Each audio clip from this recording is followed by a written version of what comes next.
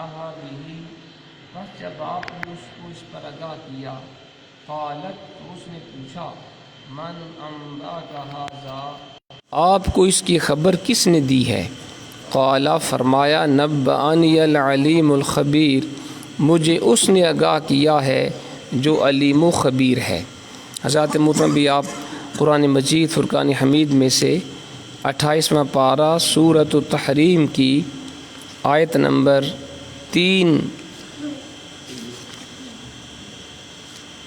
بلکہ اس سے پہلی بھی ایک آیت ہم نے پڑھنی تھی، قد فرض اللہ لکم تحلۃ ایمانکم، بے شک اللہ تعالیٰ نے مقرر کر دیا ہے تمہارے لیے تمہاری قسموں کی گرہ کھولنے کا طریقہ یعنی کفارہ، واللہ مولاکم، اور اللہ ہی تمہارا کارساز ہے، وہو العلیم الحکیم، وہی سب کچھ جاننے والا بہت دانا ہے۔ ابھی آپ قرآن مجید فرقان حمید میں سے 28واں پارہ سورۃ تحریم کی آیت نمبر 2 اور 3 کی تلاوت اور ترجمہ سماعت فرما رہے تھے۔ گزشتہ کل کے درس میں ہم نے پڑھا، اللہ کریم نے فرمایا، نبی مکرم آپ کیوں حرام کرتے ہیں اس چیز کو جسے اللہ نے آپ کے لیے حلال کر دیا ہے؟ کیا یوں آپ اپنی بیویوں کی خوشنودی چاہتے ہیں؟ اور اللہ تعالیٰ غفور رحیم ہے۔ کل کے درس میں ہم نے اس آیت کی تفسیر پڑھی۔ آج کے درس میں اللہ کریم اسی واقعہ کو آگے مزید بیان فرما رہا ہے۔ پہلی آیت میں فرمایا، قد فرض اللہ لکم تحلۃ ایمانکم، بے شک اللہ تعالیٰ نے مقرر کر دیا ہے تمہارے لیے تمہاری قسموں کی گرہ کھولنے کا طریقہ یعنی کفارہ، واللہ مولاکم، اور اللہ ہی تمہارا کارساز ہے، وہو العلیم الحکیم، وہی سب کچھ جاننے والا بہت دانا ہے۔ تحلہ کا وزن تفعیلہ ہے، یہ باب تفعیل کا دوسرا وزن ہے۔ علامہ راغب نے اس کا یہ معنی لکھا، یعنی اللہ نے وہ چیز بیان کر دی جس سے تمہاری قسموں کی گرہ کھل جاتی ہے، یعنی کفارہ، یعنی قسم کھا کر جو گرہ تم نے ڈال دی تھی اس کے کھولنے کا طریقہ تمہیں بتا دیا کہ کفارہ ادا کرو اور پابندی سے آزاد ہو جاؤ۔ تو پتہ چلا بندہ قسم کھا لے اسے پورا نہ کر سکے تو اس کا کفارہ اس کے اوپر لازم ہوتا ہے۔ اب یہ مسئلہ سن لیں کہ اگر کوئی شخص اپنی بیوی کو یہ کہتا ہے کہ میں نے تجھے حرام کیا تو اس پر کیا اثر مرتب ہوگا، یہ سوال ہے۔ اس میں فقہاء کے کئی اقوال ہیں۔ پیر صاحب کہتے ہیں کہ میں صرف امام اعظم ابو حنیفہ رحمۃ اللہ علیہ کا قول نقل کروں گا۔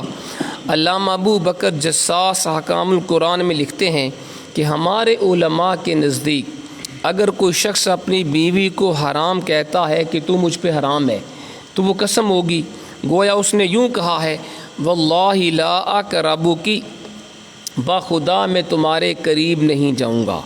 اس صورت میں وہ مولی یعنی ایلا کرنے والا ہوگا۔ ایلا کا ذکر ہم نے پڑھا تھا سورہ بقرہ کے اندر کہ جو بندہ قسم کھا لے اپنی بیوی کے بارے کہ میں تمہارے قریب نہیں جاؤں گا، اس کو ایلا کہتے ہیں۔ اب قرآن نے کہا تھا 4 مہینے اس کے پاس ہیں، اگر وہ 4 مہینوں کے اندر اپنی قسم توڑ دے تو قسم کا کفارہ دے دے، اگر نہیں قسم کو توڑا، بیوی کے قریب نہیں گیا تو خود بخود طلاق واقع ہو جائے گی۔ تو یہی اللہ کریم نے یہاں بتایا ہے کہ جو اپنی بیوی کو حرام کہتا ہے تو وہ گویا قسم اس نے کھا لی، اب اسے قسم کا کفارہ دینا ہوگا۔ اگر اس نے یہ الفاظ کہے اور طلاق کی نیت کی تو وہ طلاق ہوگی۔ اگر اس نے یہ کہا کہ بیوی کو کہ قسم بخدا میں تیرے قریب نہیں جاؤں گا، نیت کی طلاق کی، تو اس صورت میں طلاق ہوگی، طلاق ہو جائے گی۔ اگر ایک طلاق کی نیت کی تو طلاق بائن ہوگی۔ طلاق بائنہ کہتے ہیں کہ عدت کے اندر وہ چاہیں وہ آپس میں دوبارہ نکاح کر سکتے ہیں۔ تو اگر اس نے طلاق کی نیت سے کہا تو طلاق بائنہ ہو جائے گی، ایک طلاق کی نیت، اور اگر 3 کی نیت کی تو طلاق مغلظہ ہو جائے گی، پھر پکی طلاق ہو جائے گی، پھر اس کے بعد رجوع کا حق نہیں رہے گا۔ تو اللہ کریم نے فرمایا کہ بے شک اللہ نے مقرر کر دیا تمہارے لیے تمہاری قسموں کی گرہ کھولنے کا طریقہ یعنی کفارہ، اور اللہ ہی تمہارا کارساز ہے اور وہی سب کچھ جاننے والا بہت دانا ہے۔ آگے فرمایا وَإِذْ أَسَرَّ النَّبِيُّ إِلَىٰ بَعْضِ أَزْوَاجِهِ حَدِيثًا، اور یہ واقعہ بھی یاد رکھنے کے لائق ہے جب نبی کریم نے رازداری سے اپنے ایک بیوی کو ایک بات بتائی، فَلَمَّا نَبَّأَتْ بِهِ وَأَظْهَرَهُ اللَّهُ عَلَيْهِ عَرَّفَ بَعْدَهُ وَأَعْرَضَ عَن بَعْدٍ، پھر جب اس نے دوسری کو راز بتا دیا تو اللہ نے آپ کو اس پر آگاہ کر دیا۔ آپ نے اس بیوی کو کچھ بتا دیا اور کچھ سے چشم پوشی فرمائی۔ فلما نبأها به قالت من انباك هذا، پس جب آپ نے اس کو اس بات پر آگاہ کر دیا تو اس نے پوچھا آپ کو اس کی خبر کس نے دی ہے؟ قال نبأني العلیم الخبیر، فرمایا مجھے اس نے آگاہ کیا ہے جو علیم و خبیر ہے۔ وہ بات کیا تھی جو نبی پاک علیہ الصلاۃ والسلام نے رازداری سے اپنی ایک بیوی کو بتائی تھی اور منع فرمایا تھا کہ کسی دوسری سے وہ اس کا ذکر نہ کرے؟ جن علماء نے حدیث اصل یعنی شہد کی حدیث کو ان آیات کے نزول کا سبب تسلیم کیا ہے، ان کے نزدیک وہ راز یہ تھا کہ حضور علیہ السلام نے فرمایا میں پھر شہد نہیں کھاؤں گا، اور تم یہ کسی کو نہ بتانا کہ میں نے شہد نہ کھانے کی قسم کھائی ہے، جیسے ہم نے کل کے درس میں بھی پڑھا تھا۔ اور جن علماء کے نزدیک اس آیت کی شان نزول حضرت ماریہ قبطیہ کا واقعہ ہے تو انہوں نے اس راز سے یہ مراد لیا کہ وہ کسی کو نہ بتائیں گی کہ حضور علیہ السلام نے ماریہ سے آئندہ مقاربت نہ کرنے کی قسم کھائی ہے۔ یہ بھی ہم نے کل پڑھا تھا، دونوں اقوال پڑھے تھے پچھلی آیت کے تفسیر کے ضمن میں۔ اگر علامہ ابن جریر کے قول کو ترجیح دی جائے تو کسی راز کے تعین کی ضرورت نہیں رہتی، ہمارے لیے اتنا سمجھنا کافی ہے کہ کوئی راز کی بات تھی جو حضور علیہ الصلاۃ والسلام نے اپنی ایک بیوی کو بتائی اور ان کو تاکید کر دی کہ کسی دوسری کو اس کا پتہ نہ چلے، لیکن وہ اس راز کو ظاہر کر بیٹھی۔ حضرت حفصہ کی طرف اشارہ ہے نا، جن کو حضور نے وہ بتایا تھا تو انہوں نے آگے اس بات کو ظاہر کر دیا۔ اللہ تعالیٰ نے اپنے حبیب علیہ الصلاۃ والسلام کو آگاہ کر دیا کہ آپ کی اہلیہ نے وہ راز ظاہر کر دیا جو آپ نے بتایا تھا۔ حضور علیہ الصلاۃ والسلام نے جب اس کو بتایا کہ اس نے یہ راز ظاہر کر دیا ہے تو وہ حیران رہ گئیں اور خیال کیا شاید کسی دوسری بیوی نے حضور کو بتایا ہوگا۔ پوچھا حضور آپ کو کس نے آگاہ کیا ہے کہ میں نے یہ راز ظاہر کر دیا ہے؟ تو حضور علیہ الصلاۃ والسلام نے فرمایا مجھے میرے رب نے خبر دی ہے۔ یعنی قرآن کی آیت آ گئی تھی جو سب کو جاننے والا ہر راز سے باخبر ہے۔ بعض روایات میں منقول ہے کہ حضور علیہ الصلاۃ والسلام نے حضرت ماریہ رضی اللہ تعالیٰ عنہ کے بارے میں حضرت حفصہ کو جب پریشان پایا تو حضرت ماریہ کو اپنے اوپر حرام کر دینے کے ساتھ ساتھ یہ بھی فرمایا کہ میرے بعد ابو بکر رضی اللہ تعالیٰ عنہ اور ان کے بعد تمہارے والد عمر خلیفہ ہوں گے۔ بس جو روایتوں میں یہ اضافہ ہے کہ حضور نے حضرت حفصہ کو یہ فرمایا تھا، ایک تو یہ کہ میں ماریہ کے قریب نہیں جاؤں گا، اور دوسرا میرے وصال کے بعد تمہارے حضرت ابو بکر صدیق خلیفہ ہوں گے، ان کے بعد تمہارے والد حضرت عمر خلیفہ ہوں گے۔ یہ وہ راز تھا جو حضرت حفصہ چھپا نہ سکیں، اور حضرت عائشہ سے بھی اس کا ذکر کر دیا۔ بعض جو علماء انہوں نے یہ بیان کیا۔ چند روایات اس حوالے سے ملاحظہ فرمائیں۔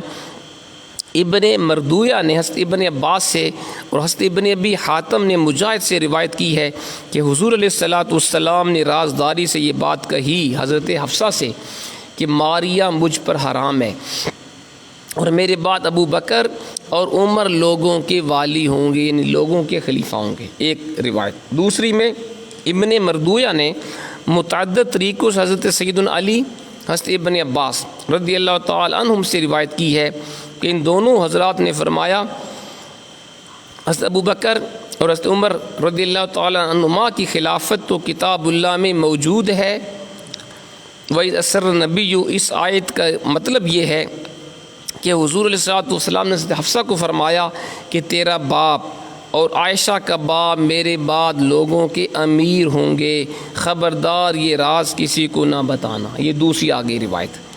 تیسری اور چوتھی آگے روایت سنیں کہ حضرت ابو نعیم نے فضائل صحابہ میں دھاک سے نقل کیا ہے کہ انہوں نے کہا کہ اس آیت کا راز یہ ہے کہ حضور علیہ الصلوۃ والسلام نے حضرت حفصہ رضی اللہ تعالیٰ عنہ سے فرمایا کہ میرے بعد ابو بکر خلیفہ ہوں گے، ان کے بعد عمر۔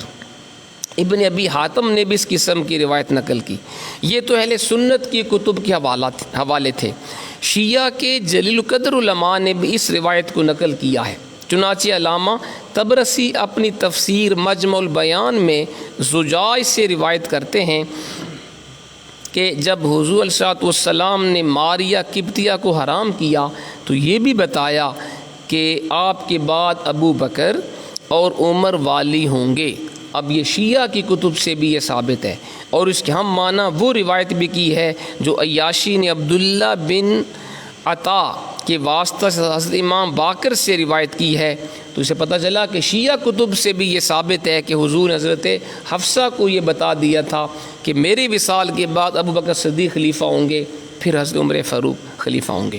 یہاں ایک بات توجہ طلب ہے کہ قرآن میں صراحت سے اس راز کو بیان نہیں کیا گیا۔ اب قرآن نے نہیں بتایا حضور نے کون سی راز کی بات کی تھی، یہ تو احادیث سے ثابت ہے کہ حضور نے کیا راز کی بات کی، لیکن راز کے ظاہر ہونے اور اس پر ظاہر کرنے والے کو سرزنش کا تفصیلی ذکر قرآن میں ہے۔ قرآن نے یہ نہیں بتایا حضور نے اپنی بیوی سے کون سی راز کی بات کی، یہ حضور نے فرمایا ہے، احادیث نے بتایا ہے۔ لیکن قرآن میں یہ ہے کہ جس بیوی نے اس کو آگے ظاہر کیا اس کی سرزنش اللہ نے کی ہے۔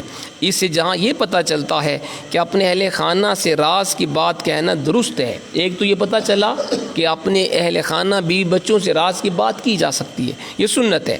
وہاں یہ بھی معلوم ہوتا ہے کہ جس کو رازدار بنایا جائے وہ اس راز کی پوری نگہداشت کرے۔ یہ بھی اس سے پتہ چلا کہ اگر خاوند بیوی کو کوئی راز کی بات بتاتا ہے تو بیوی اسے چھپا کے رکھے، آگے جا کے نہ بتائے ساتھ والی کو کہ یہ راز کی بات تھی لیکن تو میری دوست ہے، تجھے میں بتا رہی ہوں، آگے نہیں بتانا۔ اور وہ آگے جا کے بتا دے کہ بات تو راز کی تھی لیکن تو میری دوست ہے، آگے نہیں بتانا، وہ چلتے چلتے پہلی تک آ جائے، یہ راز نہیں ہوتا۔ اس سے پتہ چلا کہ خامد اگر اپنی بیوی کو یا بچوں کو یا کسی دوست کو کوئی راز کی بات بتائے تو اسے چھپانا چاہیے، خصوصاً ان لوگوں کے اہل خانہ جو اہم ملکی اور ملی مہمات کو انجام دینے کے لیے مقرر ہیں۔